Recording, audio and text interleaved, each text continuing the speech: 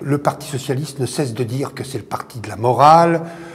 François Hollande lui-même, quand il a été élu, n'a cessé de dire qu'il était prêt à mettre en œuvre une république irréprochable. Et on s'aperçoit que très vite, depuis quelques mois, il y a un nombre incalculable de personnes élus socialistes en général, qui se trouvent mis en examen de l'Est à l'Ouest, du Nord au Sud de la France.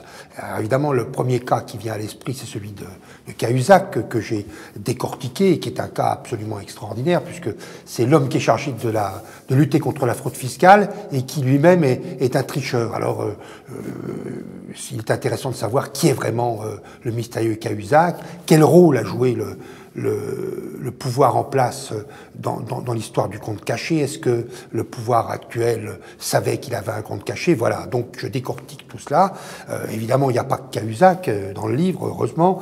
Vous avez également toute la nébuleuse autour des frères Guérini, et notamment le sénateur socialiste des Bouches-du-Rhône, qui, avec son frère, Alexandre, a mis en coupe réglée la ville de Marseille, et à mon avis, grâce à des documents, des procès-verbaux d'audition, on s'aperçoit aisément que c'est une entreprise mafieuse, comme une pieuvre qui s'est abattue sur la ville de Marseille. On pourrait également citer le cas de Hénin-Beaumont, qui est une ville dans le Pas-de-Calais, petite ville de 25 000 habitants, où il y avait au départ un maire qui était vraiment... quand il a été élu, il y a 6 ou 7 ans, il était pour lutter contre la corruption, c'était le chevalier blanc. Et qu'est-ce qui s'est passé? Il est tombé lui-même dans la soupe, si je puis dire, dans la corbeille de la corruption, et il a détourné beaucoup d'argent sur les deniers publics, et il avait des contacts avec des personnages interlopes, et pour tout dire, parfois quelques voyous.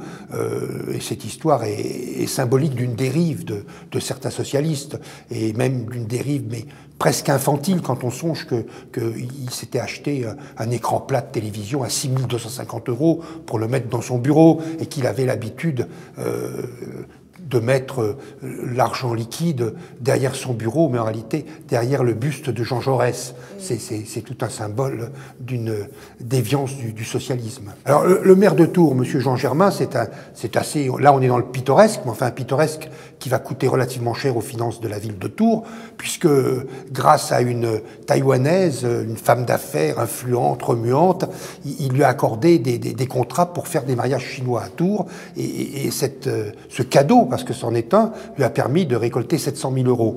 Et ce cadeau a eu également un mauvais effet sur le maire, puisqu'il a été battu aux élections municipales et a perdu son fauteuil qu'il occupait depuis près de 25 ans. Alors un autre exemple qui est assez, pas rigolo, mais disons intéressant, c'est l'histoire de cette femme, encore une, comme à Tours, une femme d'affaires influente, patron d'une grande entreprise qui est de Richebourg, l'entreprise d'enlèvement des ordures, qui a bénéficié, grâce à son entregent et en toute illégalité, d'un marché énorme d'enlèvement d'ordures de la ville de Paris, à hauteur de 8 millions d'euros. Et cette affaire a débouché sur sa mise en examen et sa condamnation le 3 avril à 1 an de prison avec sursis, ainsi à l'ex-adjointe de Bertrand Delanoë, Madame Flamme, qui a été suspectée et condamnée pour favoritisme à 3 mois de prison avec sursis.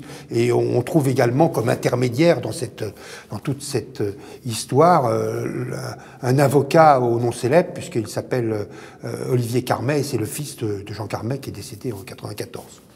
Toute la République est vérolée en réalité, de l'extrême gauche à l'extrême droite. Enfin, ça, c'est quand même une chose... Bon, alors évidemment, on parle souvent des 2 partis principaux, du PS et de l'UMP, mais je me souviens qu'il y a 2 ans, j'avais publié un livre sur la corruption, et j'avais décortiqué les 4 villes du Front National qui avaient eu comme maire en 95, donc des élus du Front National. Ça a été une catastrophe. Les 4 élus... aussi beaucoup de corruption. Ah oui, les 4 élus les 4 maires ont été, autant que je me souvienne, ont été mis en examen. Il y a eu des rapports terribles de la chambre régionale de Provence-Côte d'Azur, puisqu'ils étaient tous Marignane, Vitrolles, ils étaient tous dans ces zones-là, et donc c'était terrible. Donc c'est très compliqué. Je pense que pourquoi les hommes politiques... Je Je pense que c'est ce que disait Montesquieu, quoi. Le pouvoir a tendance à corrompre, quoi, et beaucoup de pouvoir corrompt. Et puis il y a aussi une autre chose qui est toute simple, qui ressemble à ce qui existe chez les voyous classiques, qui font des braquages, qui commettent des délits, qui assassinent des gens. Enfin bref, l'homme politique, il pense qu'il va bénéficier de l'impunité. Or, c'est fini, si vous voulez. Depuis une trentaine d'années, vous avez une accélération, à mon avis, de la corruption, une attitude de la justice et de la police qui est assez ferme sur les problèmes de corruption, un pouvoir politique qui est obligé de laisser faire, mais je pense que, je ne vais pas citer de nom, mais je pense que certains hommes politiques d'avant 80, sous la 4ème République, qui avaient commis des actes répréhensibles et qui s'amusaient à être payés en liquide, etc., maintenant, ça ne serait plus possible.